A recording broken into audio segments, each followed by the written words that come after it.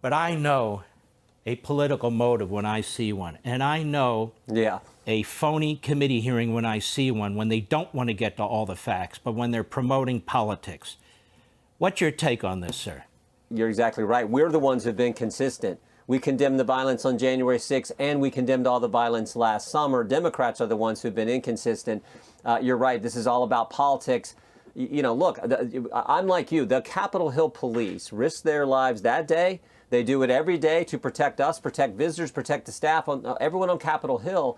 God bless them, and God bless all the other law enforcement around the country who do that every single day.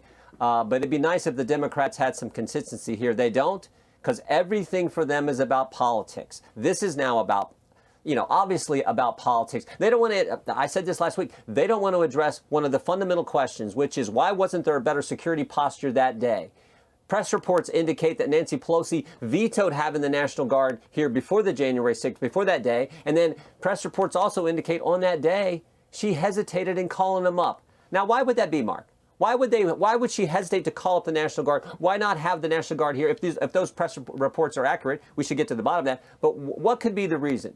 My hunch is what we saw all last summer is we saw the Democrats talk about defunding the police. We saw them actually defund the police. We saw Democrats, the rioters and looters who attacked law enforcement, who destroyed small businesses, who attacked innocent civilians. We saw Democrats raise money to bail them out of jail. So with that backdrop, it's kind of hard to say, hey, we need more of you here on January 6th to protect the Capitol grounds and protect the personnel inside the Capitol. So I don't think they want to get to that question. I think that's why they kicked Mr. Banks and me, why the Speaker kicked us off, or I guess not kicked us off, didn't even let us go on to the committee. And Congressman Jordan, did she not call federal law enforcement in Portland stormtroopers? Did James Clyburn not call federal law enforcement in Portland stormtroopers? Were they not attacking a federal courthouse which had federal employees night after night for 3 months with Molotov cocktails and worse? Did they not attack the White House and harm over 50 Secret Service personnel and the park police? Did they not burn a church almost to the ground, a historic church? Did the media not come to their defense every step of the way? Did they not paint Black Lives Matter initials from one boulevard in one city to another city? Did Nancy Pelosi ever speak out in defense of the cops and against violence at that time, sir? No, Democrat members of Congress, while there was unrest in the street, Democrat members of Congress said, we need more unrest in the street. I mean, while it's actually happening. So there was over a 100-day siege.